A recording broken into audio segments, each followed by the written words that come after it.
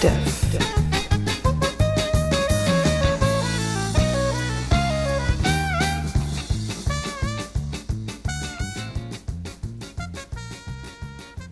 Deaf. One day, the village of Aurora wakes up to silence. Noise is being made as usual, but overnight all the villagers have lost their sense of hearing. Is it due to something in the water? A biochemical weapon experiment? Or is it a generalized hysterical response to the news that the government has decided to sell their beloved mushroom and wild boar-rich forest to an international brand of deluxe golf course resorts? No one knows, except for the old man and woman of the forest, but no one thinks of asking those two crazy hippies. At first, everyone tries to call the local doctor to make an appointment to have their ears checked, but almost immediately they realize no one can hear anyone, especially those living in families or with other people. The singles and the solitary old and a recluse writer who lives above the church's snow-covered hill take a bit longer to understand that they are not alone in this predicament. Besides, many fathom it is useless calling the doctor when neither she nor the patient can hear the phone ring or the other person on the other end of the line. In a mass frenzy, all writing materials run out. Electronic devices like mobile phones, tablets, and even stationary computers, paper, pens and pencils, crayons, markers, highlighters, all notebooks, and even black and white boards all get sold out by the end of the first day of silence. The mayor places a neon billboard in the main square with various practical and safety messages like crossing the road with more care, as quite a few people have been run over, and asking people to not panic, to not buy up all reading and writing supplies.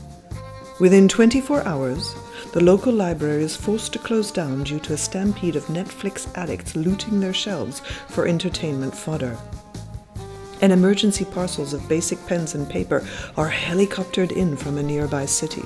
Further emergency measures such as putting subtitles on all local television shows and government-sponsored mandatory lip reading and sign language courses are implemented within 48 hours. Anyone refusing to attend these trainings is classified a public danger and locked up in a detention hall for 24 hours around the clock, continuous subtitled instruction videos flashing above their heads. No rest for the wicked. The village residents are quarantined in case their deafness is contagious. People in this country are very afraid of silence. Silence. And deaf sounds very much like death to many people in this world, especially if English is not their mother tongue. Soldiers and medical staff wearing earmuffs are the only ones allowed into the silent red zone of Aurora. There are a few people who enjoy this newfound world of silence, and see it as the dawn of a new era for Aurora.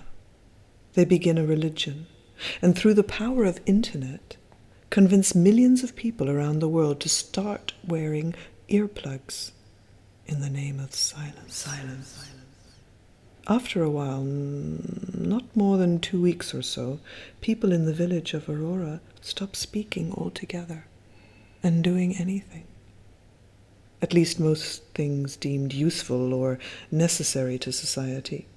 People stop working and read more. They stop using their cars and start taking leisurely strolls. The government takes this to be a sign of great rebellion, a general strike of sorts to terrorize the already faltering economy. Specialist psychologists try to calm the government down, telling them this is a natural biological response to peace and quiet. The government tries to wake people up with 24-hour floodlights, but the villagers, who are no longer in a panic to buy all reading and writing materials, and have created a new bartering system for the village of Aurora by now, simply get the grandmothers to knit cozy blindfolds. And they hold group concerts of silence, and sleep. and the village truly becomes silent, with no more toil and only minimal meditative movements of joy. The government is outraged, but more than that, fearful. This epidemic may spread across the country. They discuss possible extermination of this mutant population. In the meantime, the villagers pick mushrooms, smile, and meditate on the benefits of silence. And the village of Aurora becomes a symbol of peace and love around the world. Earplugged supporters gather outside the hushed village and create a silent human chain around Aurora to protect it from the panicked government, further increasing the economic crisis.